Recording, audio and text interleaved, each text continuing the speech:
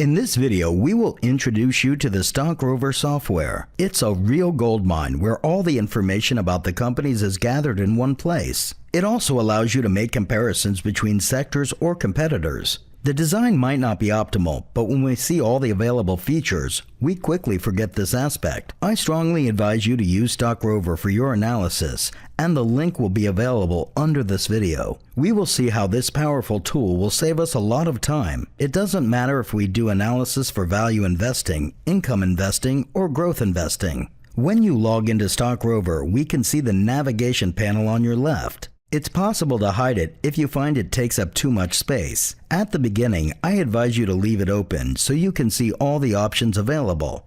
The first tab is the dashboard. It shows you all the market information in one page. You see the day's performance of your portfolio, the Dow Jones, the S&P 500, and the Nasdaq. Below here, you have sector performance. You can view the performance of the different sectors over a selected period. On your left, you have the market movers, i.e. companies that have been the most traded, that have had the best or worst performances. You can also choose the period you are interested in. Further down, you have the information about your portfolio, such as the shares you hold as well as the income you should receive soon, thanks to the dividend. The second tab is the markets. In this tab, we have more or less the same information as in the dashboard, but a bit more precise. You can see the performance of indices such as the S&P 500, the Dow Jones, but also oil, gold, and the VIX. On your right, you have once again the sectors and their performance. Just below, you can see the important news of the day. By clicking on the Stock tab, you can see the market mover as in the dashboard. By clicking on ETF, you will see the performance of the main ETFs, ranked by most active, best performance, and worst performance. On the right, you will see the different charts associated with each ETF, and you can also change the period you are interested in. By clicking on bonds, you will be able to see the evolution of the different U.S. bonds. Furthermore, by clicking on commodities, you can see the performance of the main commodities, and you still choose the time frame you are interested in. Finally, you have the Daily Analyst Rating tab, which informs you about new ratings of the day. You can see the buy ratings, hold ratings, and sell ratings. It is also interesting to check the rating that the analyst who made the recommendation gets compared to his old recommendation. Then in the Quotes tab, you will have access to all the stocks you have recently looked at. It works like a folder. By clicking on the small arrow, you can expand or collapse the list. When you go to the World folder, you can see the indices. And by clicking on the Dow Jones, for example, you will have access to all the stocks in that index. You can then choose a share and get the summary of this company and more precise information. This is very handy to get a quick idea of the stock. Here you have the information about what analysts think about the stock and the estimates they expect. Under the Statement tab, you can easily view the financial statements. Then there is the Portfolio tab, where you can see the list of stocks that make up your portfolio, as well as their important information as in the previous tab. There is also the watch list. This is the companies that interest you, but you have not yet bought. Screener, it is a way to select companies by defining certain criteria. The screeners available in FinViz are very easy to use, but the Stock Rover screeners are much more powerful and configurable. Like here, when you click on Value plus Dividend, the screener shows all the shares that are undervalued and that offer dividends. By choosing a company, you can easily see all the information about it. When you use the paid version, some screeners are already available,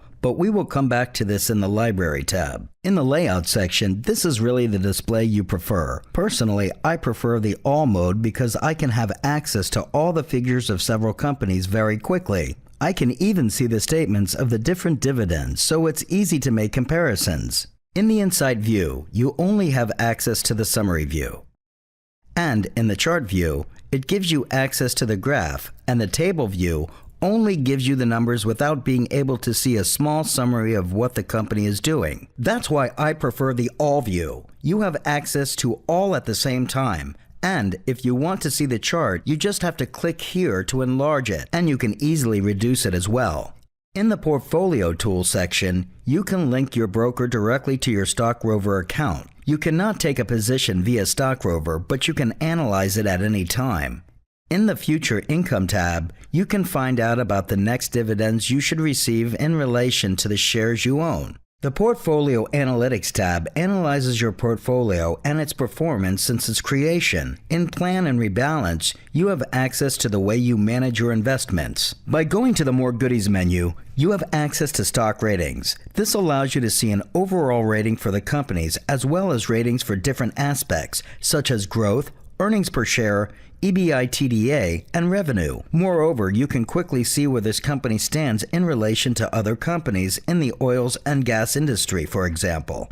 You can quickly see that the earnings per share and revenues have increased over the last few years. Underneath, you have the Peers Growth Score, which allows you to see where companies are on this scale. It is therefore very simple to make comparisons with competitors. There are also scores for valuation, efficiency, financial strength, dividends, and momentum. Just below, you have the metric browser, which allows you to have a description and to choose the metrics you are interested in. Then you have the Ideas tab. This is to give you ideas about some stocks that could be interesting. However, you must absolutely do your personal analysis. As here, we see ranked companies that would be undervalued, and the momentum would be adequate for the purchase. Furthermore, when you click on Value versus Peers, it gives you a list of companies that perform better than their competitor. You also have the Low Peg companies, which gives you a list of companies with a low peg ratio, which means that they are generally undervalued.